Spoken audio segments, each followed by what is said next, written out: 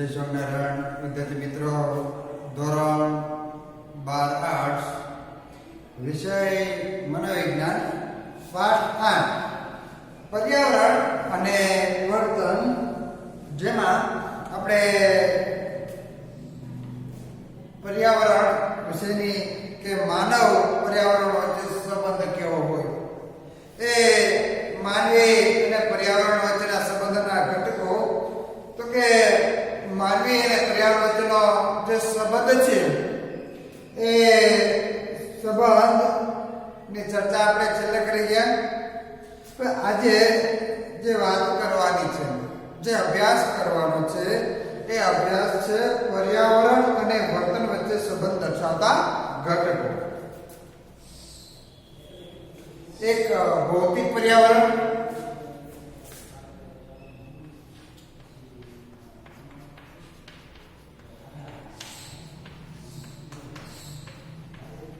ભૌતિક પર્યાવરણ, બે સામાજિક પર્યાવરણ,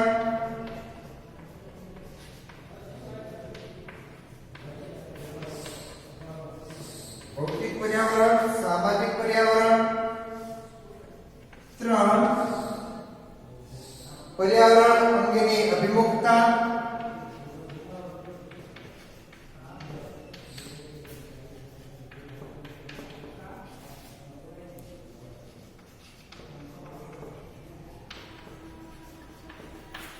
પર્યાવરણ અંગેની અભિમુખતા, ચાર પર્યાવરણીય વર્તન,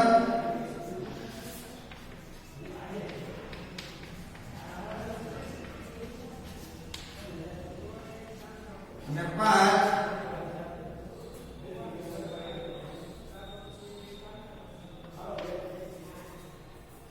વર્તનના પરિણામો.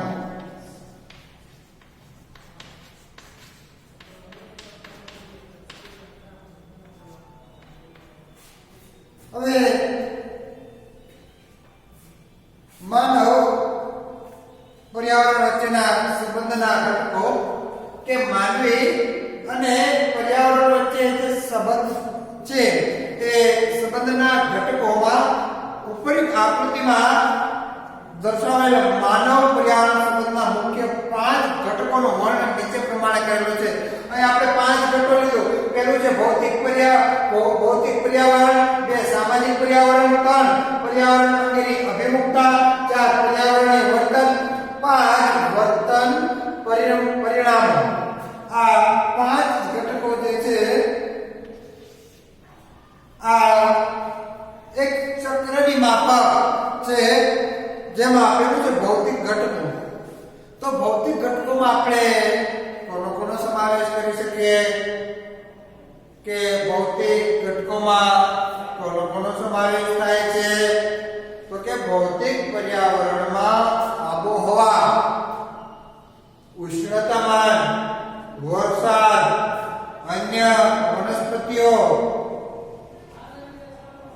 વન્ય પશુ પંખીઓ જેવા કુદરતી પર્યાવરણના ઘટકોનો સમાવેશ ભૌતિક ઘટકોમાં કે ભૌતિક પર્યાવરણમાં થાય છે. માનવ પર્યાવરણ વચ્ચેના સંબંધમાં પહેલો જે ઘટક છે એ ભૌતિક ઘટક. ભૌતિક પર્યાવરણમાં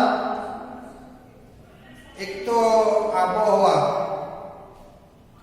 ઉષ્ણતામાન, વરસાદ, અન્ય વનસ્પતિઓ, વન્ય પશુ પંખીઓ જેવા કુદરતી પર્યાવરણના ઘટકોનો સમાવેશ આ ઘટકોમાં થાય છે. બે સામાજિક સાંસ્કૃતિક ઘટકો. સામાજિક પર્યાવરણમાં કોનો સમાવેશ થાય છે? તો કે સામાજિક પર્યાવરણમાં સામાજિક સાંસ્કૃતિક ઘટકોનો સમાવેશ થાય છે. હવે સામાજિક અને સાંસ્કૃતિક પર્યાવરણમાં એક તો ધોરણો એટલે નીતિ નિયમો. કોઈ પણ નીતિ નિયમો હોય એ સમાજ દ્વારા બનાવેલા નીતિ નિયમો કે સંસ્કૃતિઓ દ્વારા બનાવેલા નીતિ નિયમો પાળવો એ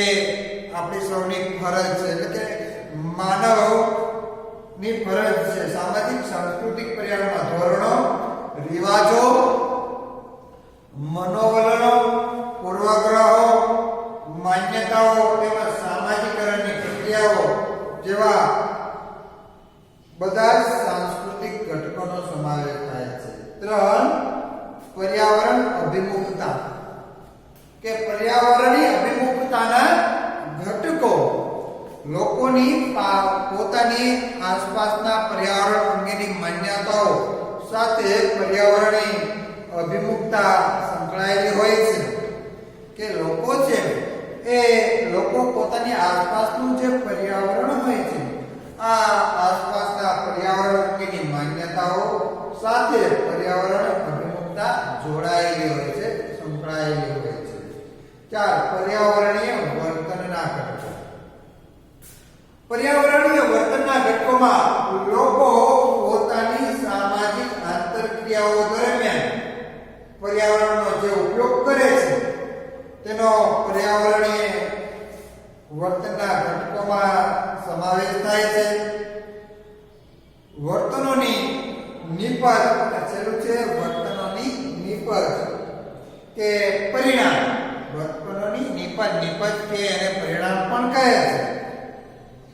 લોકો દ્વારા બનેલા રહેઠાણો, શહેરો, નગરો, બંધો તેમજ વાતાવરણીય પરિવર્તન વગેરે વર્તનોની નિપજ અંગે ઘટકો તરીકે ઓળખાવી શકાય. ઉપર દર્શાવેલ પર્યાવરણના 5 ઘટકો વચ્ચે પરસ્પર આંતરક્રિયાઓ થતી હોય છે. એક ચક્રની માફક છે. ભૌતિક પર્યાવરણ સામાજિક પર્યાવરણને અસર કરે છે. સામાજિક પર્યાવરણ પર્યાવરણની અભિમુખતાને અસર કરે છે. પર્યાવરણ અભિમુખતા પર્યાવરણને વર્તનને અસર કરે છે.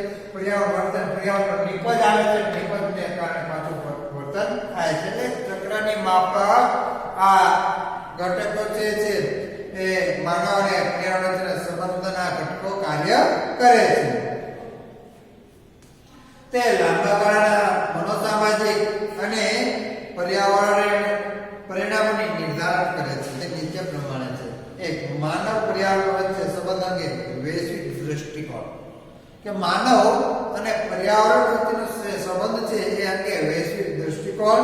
પર્યાવરણ અંગેનો ખ્યાલ અને પ્રત્યક્ષીકરણ. 3 અંગત અવકાશ, ભૌગોલિક હદ કે વિસ્તાર, ભેદ અને પર્યાવરણીય તનાવો અંગેના અનુભવો. આ 3 પરિબળો પર્યાવરણના મનોવિજ્ઞાનના ક્ષેત્રની રચના કરે છે.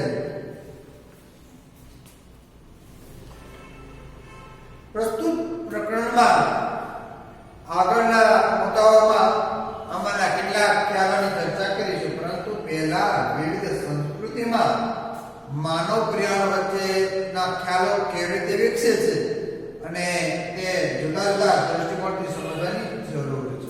કે આપણે જો કે દરેક સંસ્કૃતિમાં, ભારતની સંસ્કૃતિ હોય કે વિશ્વની સંસ્કૃતિ હોય, દરેક સંસ્કૃતિમાં પર્યાવરણનું ખૂબ મહત્વ રહ્યું છે. હવે આ માનવ અને પર્યાવરણ વચ્ચેનો જે ખ્યાલ એ સંસ્કૃતિમાં એ વિકાસ કેવી રીતે થાય છે એ અંગે જુદા જુદા દૃષ્ટિકોણ સમજવી જરૂરી છે. કે માનવ અને પર્યાવરણ વચ્ચેનો ખ્યાલ અલગ અલગ સંસ્કૃતિમાં કેવી રીતે વિકાસ પામે છે એ સમજવું જરૂરી છે. આ સંદર્ભમાં 3 મહત્વના ખ્યાલો ધ્યાનમાં લેવા જોઈએ. 1 માનવ જીવન કુદરત પર આધારિત છે. માનવી છે એ માનવીનું જીવન કુદરત ઉપર આધારિત છે. માનવી સર્વશક્તિમાન નથી. છેલ્લે તો સર્વશક્તિમાન હોય તો એ કુદરત છે. એટલે માનવીનું સમગ્ર જીવન કુદરત ઉપર આધારિત છે અને પર્યાવરણને પ્રભાવિત નિયંત્રિત થાય છે. કુદરત ઉપર આધાર રાખવો પડે છે અને પર્યાવરણને પ્રભાવિત થવું પડે છે. પર્યાવરણ માનવી ઉપર નિયંત્રણ રાખે છે. પર્યાવરણ જે છે આ પર્યાવરણ માનવીઓ ઉપર નિયંત્રણ રાખે છે. પર્યાવરણનો પ્રભાવ માનવી ઉપર પડે છે. એ પ્રભાવ છે એ પ્રભાવના પરિણામે પર્યાવરણ માનવીઓનું નિયંત્રણ રાખે છે. કુદરત હંમેશા આપણે ડર રાખે છે. હંમેશા કહીએ કે કુદરતનો આપણને ડર હોય છે. એટલે કુદરતનો આપણને ડર રાખે છે. કુદરત છે એ કોઈને કોઈ ખૂણામાં આપણને કુદરતનો ડર રહેલો છે. આપણે નથી કહેતા કે કોઈ નથી તો પણ ભગવાન તો જોવે છે, તો એ આપણને કુદરતનો ડર, એટલે કોઈને કોઈ ક્ષેત્ર આપણને કુદરતનો ડર રહેલો હોય છે. 2 માનવ જીવન કુદરતનું અવિભાજ્ય અંગ છે જીવન અને કુદરતના સંવાદિત સંબંધ દ્વારા સૃષ્ટિ રચાય છે. માનવ જીવન અને કુદરતના સંવાદિત સંબંધ દ્વારા આ સૃષ્ટિની રચના થાય છે, સૃષ્ટિ રચાય છે. કોના દ્વારા? તો કે માનવી જે છે એ માનવી કુદરતનું એક અવિભાજ્ય અંગ છે. આ માનવી અને કુદરત દ્વારા આ સૃષ્ટિની રચના થાય છે. માનવી અને કુદરત આ સૃષ્ટિની રચના કરે છે. 3. માનવી કુદરતથી પર છે, તે પર્યાવરણને નિયંત્રિત કરે છે. માનવી છે એ કુદરતથી પર છે અને તે પર્યાવરણને નિયંત્રિત કરે છે. ભારતીય સંસ્કૃતિમાં માનવ અને પર્યાવરણના સંબંધો પ્રતિકાત્મક સ્વરૂપે જોવામાં આવે છે, જેમાં માનવી સમગ્ર સૃષ્ટિનો એક ભાગ છે. તેમજ તેના મહત્વના લક્ષણો નીચે પ્રમાણે છે. 1. માનવી કુદરત કરતા ચડિયાતો નથી અને તે કુદરતનો દુરુપયોગ કરવાનો કોઈ અધિકાર નથી. હવે આ કુદરત, આ પર્યાવરણની રચના કુદરતે કરેલી છે. આ પર્યાવરણની રચના કુદરતે કરેલી છે. માનવી કુદરત કરતા ચડિયાતો નથી. હવે માનવી કુદરત કરતા જો ચડિયાતો નથી તો એ કુદરતે જે પર્યાવરણનું નિર્માણ કરેલું છે એ કુદરતે કરેલા પર્યાવરણના નિર્માણનો માનવીને દુરુપયોગ કરવાનો કોઈ અધિકાર નથી. કેમ કે માનવીએ પર્યાવરણની રચના કરેલી નથી. એ માનવી દ્વારા પર્યાવરણની રચના થયેલી નથી. પર્યાવરણની રચના કુદરતે કરેલી છે. તો હવે માનવીએ પર્યાવરણની રચના કરેલી નથી તો માનવીને આ પર્યાવરણનો દુરુપયોગ કરવાનો કોઈ અધિકાર નથી. એ કુદરતને આધીન છે પર્યાવરણ. માનવ કુદરત વચ્ચેના સંબંધો અને સૃષ્ટિની સમગ્રતા મહત્વના છે. માનવ અને કુદરત વચ્ચેના સંબંધો મહત્વના છે. આ સૃષ્ટિની સમગ્રતામાં મહત્વના છે માનવી અને પર્યાવરણ વચ્ચેના, કુદરત વચ્ચેના સંબંધો.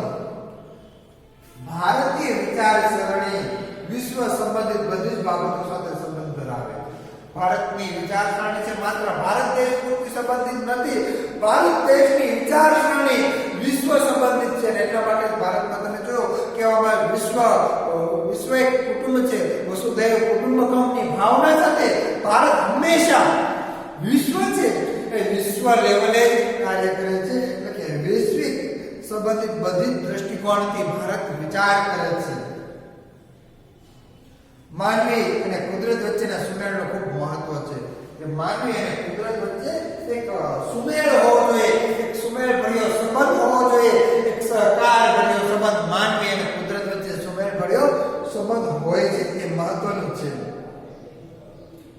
જીવનમાં બધા જ સ્વરૂપો તેના આંતર જોડાણોને માન્ય રખાય છે. માનવ જીવન પર વૈશ્વિક ગતિશીલ વ્યવસ્થાનું આવરણ છે. તે માનવ પ્રકૃતિ અને વિશ્વને અખંડ સ્વરૂપે દર્શાવે છે. માનવી અને અન્ય જીવસૃષ્ટિ ભાગીદારો છે. આ પૃથ્વી ઉપર એક માત્ર માનવીનો અધિકાર નથી.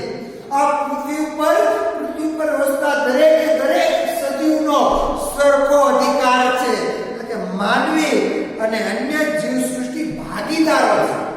પણ આજે માનવી પોતાની તાકાત, બુદ્ધિ, ક્ષમતાનો ઉપયોગ કરી અને માનવી આ સૃષ્ટિ ઉપરનો અધિકારી બની ગયો છે. એક સ્વતંત્ર કે માનવી એવું સમજે છે કે આ પૃથ્વી પર એક માનવીનો અધિકાર છે, બીજી કોઈ જીવ સૃષ્ટિનો અધિકાર આ સૃષ્ટિ પર નથી, એવું આજે માનવી સમજી બેઠો છે. તો એ તદ્દન ખોટી વસ્તુ છે, ખોટી વાત છે. કે માનવીનો જેટલો અધિકાર છે આ પૃથ્વી પર એટલો જ અધિકાર આ પૃથ્વી પર અન્ય જીવ સૃષ્ટિ જે સજીવો છે એ દરેક સજીવનો માનવી જેટલો જ અધિકાર આ પૃથ્વી પર છે. પર્યાવરણ અંગેના પ્રતિમાનોમાં સૌપ્રથમ આપણે જે કર્ટ લેવિનનું પર્યાવરણ અંગેનું પ્રતિમાન. કર્ટ લેવિન મનોવૈજ્ઞાનિક પર્યાવરણ અને ભૌગોલિક પર્યાવરણને જુદા પાડે છે. મનોવૈજ્ઞાનિક કર્ટ લેવિન છે. આ મનોવૈજ્ઞાનિક કર્ટ લેવિન મનોવૈજ્ઞાનિક પર્યાવરણ અને ભૌગોલિક પર્યાવરણની અલગ અલગ દ્રષ્ટિકોણથી સમજાવવાનો પ્રયત્ન કરે છે, બંનેને એક અલગ પાડે છે. કર્ટ લેવિનને વ્યક્તિ અને પર્યાવરણ વચ્ચેના સંબંધને સ્પષ્ટ કરવા માટે જીવન અવકાશનો ખ્યાલ આપ્યો છે. જો કર્ટ લેવિને કયો ખ્યાલ આપેલો છે? જીવન અવકાશ.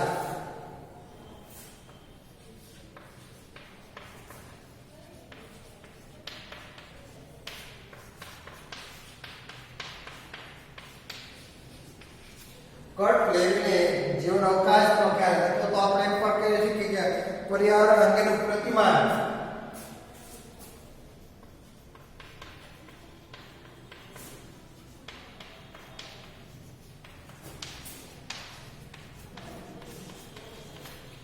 આ બંને ખ્યાલ કે જીવન અવકાશ કે તો પણ અને પર્યાવરણ અંગેનું પ્રતિમાન એ કર્ટ લેવિને આપેલા છે. લેવિનના મત પ્રમાણે જીવન અવકાશ એ વ્યક્તિના વર્તન એટલે કે બિહેવિયર ને નક્કી કરતી સમગ્ર મનોવૈજ્ઞાનિક વાસ્તવિકતા છે. કર્ટ લેવિન એવું માને છે કે જીવન અવકાશ એ વ્યક્તિના વર્તન બિહેવિયરની નક્કી કરતી સમગ્ર મનોવૈજ્ઞાનિક વાસ્તવિકતા છે. જીવન અવકાશમાં પર્યાવરણમાં હાજર રહેલ દરેક બાબતનો સમાવેશ થાય છે.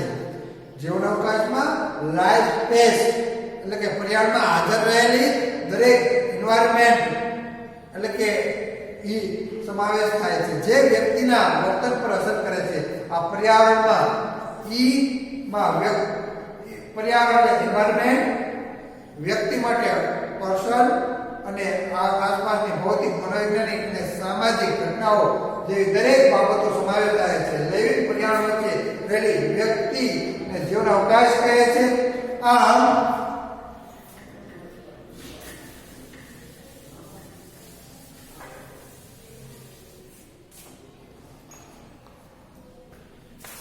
B બરાબર FN બરાબર FPE. આ જીવન અવકાશ કહે છે. બિહેવિયર, લાઈફ સ્પેસ, એન્વાયરમેન્ટ આ દરેક આકૃતિ 8.2 માં દર્શાવ્યું છે કે E ફોર પર્યાવરણ, F ફોર ફંક્શન અને P ફોર પર્સન કે વ્યક્તિ આ દરેક જીવન અવકાશનો ખ્યાલ છે.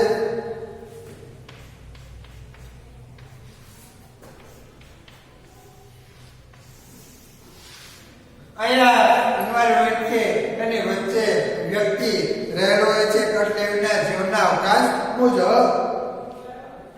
જે ભૌતિક વાતાવરણ પ્રત્યક્ષ અસર કરતું ન હોય તે કર્ટ લેવિન બાહ્ય વિસ્તાર કહે છે. જે ભૌતિક વાતાવરણ આપણને પ્રત્યક્ષ સીધું અસર ન કરતું હોય એવા ભૌતિક વાતાવરણને કર્ટ લેવિન બાહ્ય વિસ્તાર કહે છે. પરંતુ બાહ્ય વિસ્તાર વ્યક્તિની મનોવૈજ્ઞાનિક વાસ્તવિકતાને અસર કરી શકે છે. દાખલા તરીકે વર્ગમાં વિદ્યાર્થીઓ અભ્યાસ કરી રહ્યા હોય ત્યારે એવા સમાચાર મળે કે શહેર કે નગરમાં કીટ વિસ્તારમાં ટ્રાફિક જામ થઈ ગયેલો છે. આ સમાચારથી વિદ્યાર્થી કે શિક્ષકના મનોવૈજ્ઞાનિક વાસ્તવિકતા પર કોઈ અસર થતી નથી, પરંતુ ટ્રાફિકમાં પ્રિન્સિપલ સાહેબ ફસાયા છે અને હવે પછી તેમનો તાસ છે, તો આ સમાચારથી વિદ્યાર્થી અને શિક્ષકની માનસિક વાસ્તવિકતા પર જુદી અસર પડે છે. આમ ગણો તે બાહ્ય અસર એ અસર કરતું નથી, પણ એ બાહ્ય વિસ્તાર મનોવૈજ્ઞાનિક રીતે વાસ્તવિક રીતે અસર કરે છે. તો અહીં સુધી આપણે વિદ્યાર્થી મિત્રો રાખીએ. અહીંયા તમારે હોમવર્કમાં તમારે માનવ પર્યાવરણ વચ્ચેના સંબંધોના જે ઘટકો 5 છે, ભૌતિક ઘટકો, સામાજિક સાંસ્કૃતિક ઘટકો, પર્યાવરણીય અભિમુખતાના ઘટકો, પર્યાવરણીય વર્તનના ઘટકો અને વર્તનની નિપજો એ પર્યાવરણના ઘટકો અને કર્ટ લેવિનનું પર્યાવરણ અંગેનું પ્રતિમાન આ બંને ટુકડો તમારે હોમવર્કમાં લખવાની રહેશે. વિદ્યાર્થી મિત્રો, ત્યાં સુધી જય સ્વામિનારાયણ. હવે જ્યારે આપણે મળીશું ત્યારે આપણે જોઈશું બ્રોન ફ્રેન બેનરનું પર્યાવરણ અંગેનું પ્રતિમાન